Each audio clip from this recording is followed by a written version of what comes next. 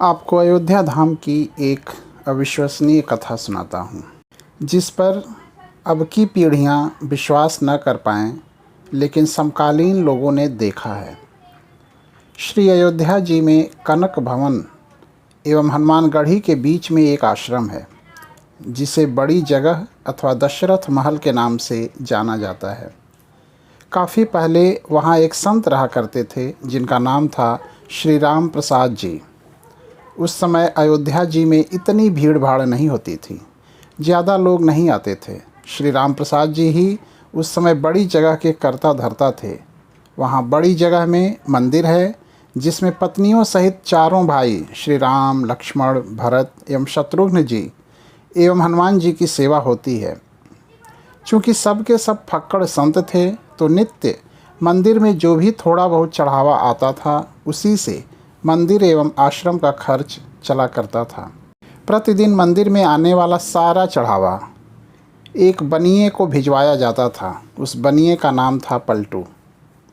उसी धन से थोड़ा बहुत जो भी राशन आता था, उसी का भोग प्रसाद बनकर भगवान को भोग लगता था, और जो भी संत आश्रम में रहते थे वे खाते थे। एक बार प्रभु की ऐसी लीला हुई कि मंदिर में कुछ चढ़ावा आया ही नहीं। अब इन साधुओं के पास कुछ जोड़ा गांठा तो था नहीं, तो क्या किया जाए। कोई उपाय न देखकर श्री राम प्रसाद जी ने 2 साधुओं को पलटू बनिया के पास भेज के कहलवाया कि भैया, आज तो कुछ चढ़ावा आया नहीं है, अतः थोड़ा सा राशन उधार दे दो, कम से कम भगवान को भोग तो लग ही जाए। पलटू बनिया ने जब यह सुना, तो उसने यह कहकर मना कर दिया कि मेरा और महंत जी का लेना देना तो नकद का है, मैं उधार में कुछ नहीं दे पाऊँगा। श्री राम प्रसाद जी को जब यह पता चला, तो जैसी भगवान की इच्छा कहकर उन्होंने भगवान को उस दिन जल का ही भोग लगा दिया। सारे साधु भी जल पी के रह गए।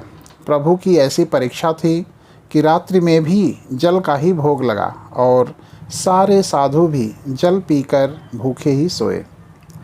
वहाँ मंदिर में नियम था कि शयन कराते समय भगवान को एक बड़ा सुंदर पीताम्बर ओढ़ाया जाता था, तथा शयन आरती के बाद श्री राम प्रसाद जी नित्य करीब 1 घंटा बैठकर भगवान को भजन सुनाते थे। पूरे दिन के भूखे राम प्रसाद जी बैठे भजन गाते रहे और नियम पूरा करके सोने चले गए। धीरे धीरे करके रात बीतने लगी। करीब आधी रात को पलटू बनिया के घर का दरवाज़ा किसी ने खटखटाया। वो बनिया घबरा गया कि इतनी रात को कौन आ गया। जब आवाज़ सुनी तो पता चला कुछ बच्चे दरवाजे पर शोर मचा रहे हैं। अरे पलटू, पलटू सेठ, अरे दरवाज़ा खोल। उसने हड़बड़ाकर खींचते हुए दरवाज़ा खोला। सोचा कि ज़रूर ये बच्चे शरारत कर रहे होंगे, अभी इनकी अच्छे से डांट लगाऊंगा। जब उसने दरवाज़ा खोला तो देखता है कि 4 लड़के, जिनकी अवस्था 12 वर्ष से भी कम की होगी, एक पीताम्बर ओढ़ कर खड़े हैं। वे चारों लड़के एक ही पीताम्बर ओढ़े थे। उनकी छवि इतनी मोहक, ऐसी लुभावनी थी कि ना चाहते हुए भी पलटू का सारा क्रोध प्रेम में परिवर्तित हो गया, और वह आश्चर्य से पूछने लगा, बच्चों, तुम हो कौन और इतनी रात को क्यों शोर मचा रहे हो।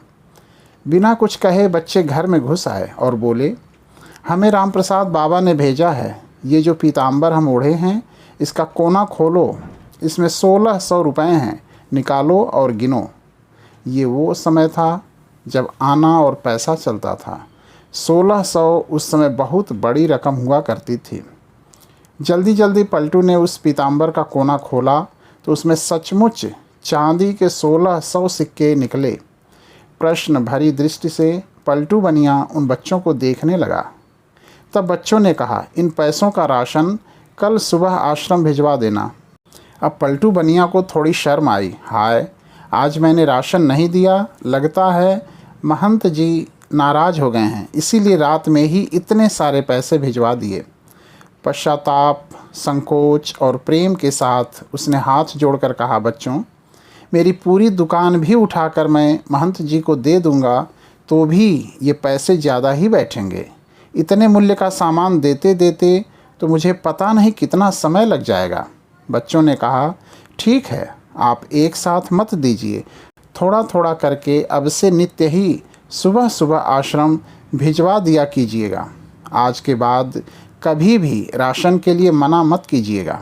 पलटू बनिया तो मारे शर्म के ज़मीन में गड़ा जाए। वो फिर हाथ जोड़कर बोला, जैसी महंत जी की आज्ञा। इतना कह सुन के वो बच्चे चले गए, लेकिन जाते जाते पलटू बनिया का मन भी ले गए। इधर सवेरे सवेरे मंगला आरती के लिए जब पुजारी जी ने मंदिर के पट खोले तो देखा भगवान का पीताम्बर गायब है। उन्होंने ये बात रामप्रसाद जी को बताई और सबको लगा कि कोई रात में पीताम्बर चुरा के ले गया। जब थोड़ा दिन चढ़ा तो गाड़ी में ढेर सारा सामान लदवा के कृतज्ञता के साथ हाथ जोड़े हुए पलटू बनिया आया और सीधा रामप्रसाद जी के चरणों में गिरकर क्षमा मांगने लगा। रामप्रसाद जी को तो कुछ पता ही नहीं था। वे पूछे, क्या हुआ? अरे किस बात की माफ़ी मांग रहा है? पर पलटू बनिया उठे ही ना और कहे, महाराज, रात में पैसे भिजवाने की क्या आवश्यकता थी? मैं कान पकड़ता हूँ, आज के बाद कभी भी राशन के लिए मना नहीं करूँगा। और ये रहा आपका पीताम्बर, वो बच्चे मेरे यहाँ ही छोड़ गए थे। बड़े प्यारे बच्चे थे। इतनी रात को बेचारे पैसे लेकर आ भी गए।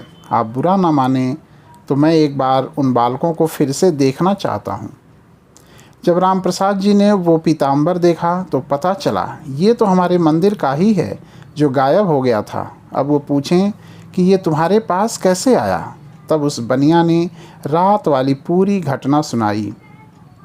अब तो रामप्रसाद जी भागे जल्दी से और सीधा मंदिर जाकर भगवान के पैरों में पड़कर रोने लगे कि हे भक्तवत्सल, मेरे कारण आपको आधी रात में इतना कष्ट उठाना पड़ा, और कष्ट उठाया सो उठाया। मैंने जीवन भर आपकी सेवा की, मुझे तो दर्शन ना हुआ और इस बनिए को आधी रात में दर्शन देने पहुंच गए। जब पलटू बनिया को पूरी बात पता चली तो उसका हृदय भी धक से होके रह गया कि जिन्हें मैं साधारण बालक समझ बैठा वे तो त्रिभुवन के नाथ थे। अरे मैं तो चरण भी न छू पाया।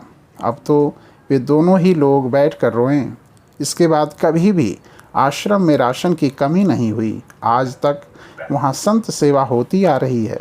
इस घटना के बाद ही पलटू बनिया को वैराग्य हो गया और यह पलटू बनिया ही बाद में श्री पलटू दास जी के नाम से विख्यात हुआ। श्री राम प्रसाद जी की व्याकुलता उस दिन हर क्षण के साथ बढ़ती ही जाए और रात में शयन के समय जब वे भजन गाने बैठे तो मूर्छित होकर गिर गए। संसार के लिए तो वे मूर्छित थे, किंतु मूर्छा अवस्था में ही उन्हें पत्नियों सहित चारों भाइयों का दर्शन हुआ और उसी दर्शन में श्री जानकी जी ने उनके आंसू पोंछे तथा अपनी उंगली से इनके माथे पर बिंदी लगाई, जिसे फिर सदैव इन्होंने अपने मस्तक पर धारण करके रखा। उसी के बाद से इनके आश्रम में बिंदी वाले तिलक का प्रचलन हुआ। वास्तव में प्रभु चाहें तो ये अभाव, ये कष्ट भक्तों के जीवन में कभी ना आए, परंतु प्रभु जानबूझकर इन्हें भेजते हैं ताकि इन लीलाओं के माध्यम से ही जो अविश्वासी जीव हैं वे सतर्क हो जाएं, उनके हृदय में विश्वास उत्पन्न हो सके। जैसे प्रभु ने आकर उनके कष्ट का निवारण किया, ऐसे ही हमारा भी कर दें।